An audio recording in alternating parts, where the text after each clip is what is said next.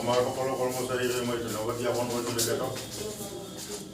আমি আজি মাছ পোনাও পাব, মাছৰ দানা আনুষ্ঠানিকভাৱে আমাৰ EM ছাৰৰ যোগেদি বিতৰণ। কালি আমি কৃষকসকলক এটাই কথা কৈছোঁ কি, মই ছাৰকো কৈছোঁ এইদিনা দানা, গতিকে লাভৱান হ'ব, ভালকৈ মাছ পালন কৰক।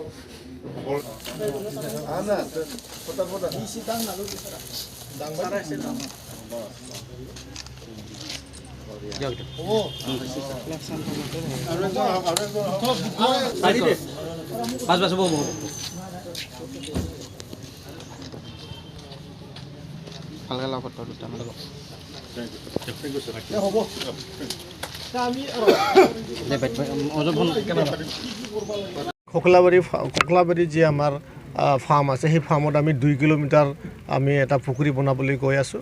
ওদালগুৰিত এখন আছে, সেইখনতো আমি মানে নতুনত্ব নামত তাতে পুখুৰীৰ লগতে এটা টুৰিজম এটা প্লেচ আমি বনাই আছোঁ। সেইটো BTC চৰকাৰৰ পৰা ডাঙৰ এটা প্ৰকল্প লোৱা হৈছে।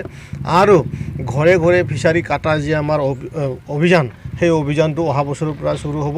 ৰেভিনিউ ভিলেজবিলাকক আমাৰ 10 বিঘা কৰি মাটিৰ মানে আমি এতিয়া পুখুৰী কাটি দিয়া, লগতে মাছ দিয়া, লগতে দানা দিয়া ৰেভিনিউ ভিলেজত, সেইটো আমি কাৰ্যসূচী লোৱা আছে। এই আটাইবিলাক কাৰ্যসূচীবিলাক এইবাৰ BTR চৰকাৰৰ ফালৰ পৰা অহা বছৰত ষ্টাৰ্ট হ'বলৈ গৈ আছে। আৰু অলপমান এইটো চেঞ্জ কৰিছোঁ। বহু সময় আমি দেখা পাইছোঁ যে ৰাইজে যেতিয়া মানে টকা ডাইৰেক্ট বেংকত মানে থ্ৰ' কৰি দিয়া হয়, তেতিয়া মানে বহু মানুহে পইচাখিনি লৈ পেলাই পুখুৰীটো নাকাটে। তাৰ কাৰণে আমি এইবাৰ সেইটো কণ্ট্ৰেকচুৱেল বেচিছত দিয়া হৈছে, কণ্ট্ৰেক্ট বেচিছত দিয়া হৈছে। গতিকে কণ্ট্ৰেক্টৰে এতিয়া ডাইৰেক্ট মানে মানুহৰ ঘৰত গৈ পেলাই পুখুৰীটো কাটিব, আৰু আমাৰ যি অফিচাৰ্ছ আছে, অফিচাৰবিলাকে ভেৰিফাই কৰিব। পুখুৰী হোৱাৰ পিছতহে এখেতসকলক পে'মেণ্ট দিয়া হ'ব। গতিকে এইবাৰ এই আপুনি যি ধৰণৰ প্ৰশ্নটো সুধিছে, সেই প্ৰশ্নটো আৰু মানে ৰিপিট যে নহ'ব, সুধিব লগা যে নহ'ব, সেইটো মই মানে আপোনালোকৰ 100% ক'ব পাৰোঁ। আৰু কি চৰকাৰ বুলি নহয়, অসম চৰকাৰে এইবাৰ মীন পালন বিভাগটো বহুত গুৰুত্ব ধৰণে লৈছে। ডক্টৰ হেমন্ত বিশ্ব শৰ্মা ছাৰে কৈছে যে আগন্তুক দিনত অসমত মীন পালনটো এটা আৰ্থিক স্বাৱলম্বী কৰাৰ, নিবনুৱা সমস্যা সমাধান কৰাৰ, আমাৰ যুৱ চামক মানে মাছৰ ফালে আকৰ্ষণ কৰাৰ কাৰণে প্ৰত্যেকটাৰ ঘৰতে মাছ পালনৰ এটা ব্যৱস্থা কৰি দিয়াৰ কথা কৈছে।